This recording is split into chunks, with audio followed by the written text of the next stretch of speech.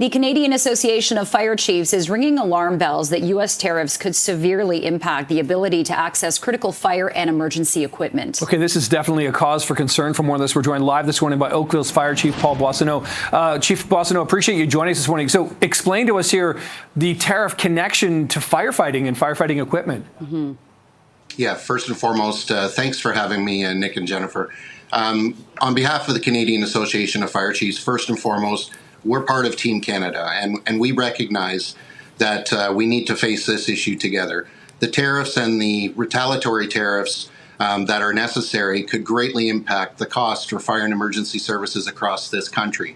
We need strategies to try and mitigate those situations. As well, we're already looking at a looming wildfire season that we're looking down the barrel at upcoming in a very short time period. And therefore, the need for a National Fire Administration continues to be a necessary advocacy piece for the 3,200 fire departments across this country.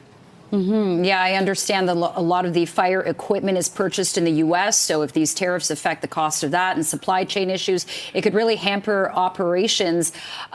Chief, what do you think needs to be done from the government to kind of mitigate the costs if it is going to be more expensive? Well, certainly the tariffs were predictable as far as some of the initial information that was being put out. So the fire chiefs proactively engaged with government very, very early.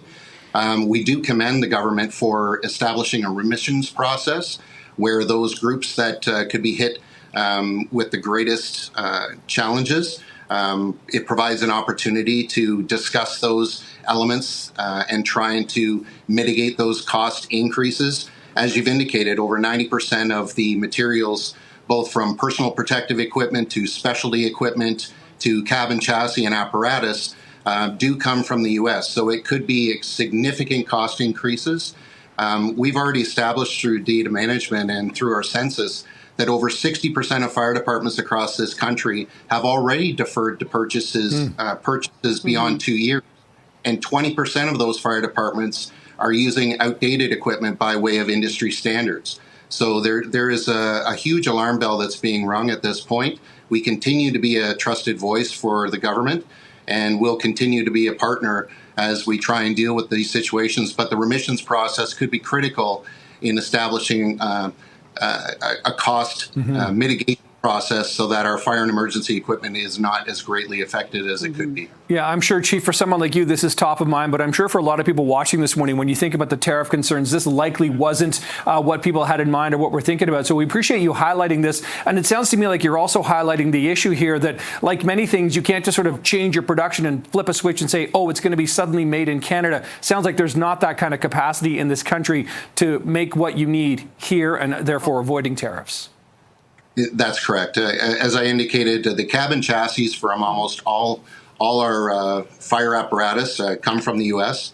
Certainly, that process would need some time to work through. But also, our personal protective equipment in the fire service. You know, some of those critical elements of the Nomex and Kevlar and Gore-Tex, those elements that are made in the U.S. that are part of the process in manufacturing our gear, as well as our self-contained breathing apparatus. Largest manufacturers are in the U.S. So our critical life-saving equipment that protects, firefighters to enable the protection of the communities for which they serve, the tariffs could pose a significant problem for that. And a National Fire Administration would help to discuss these issues in a proactive measure for policy to ensure that we cost mitigate as well as proactively move forward.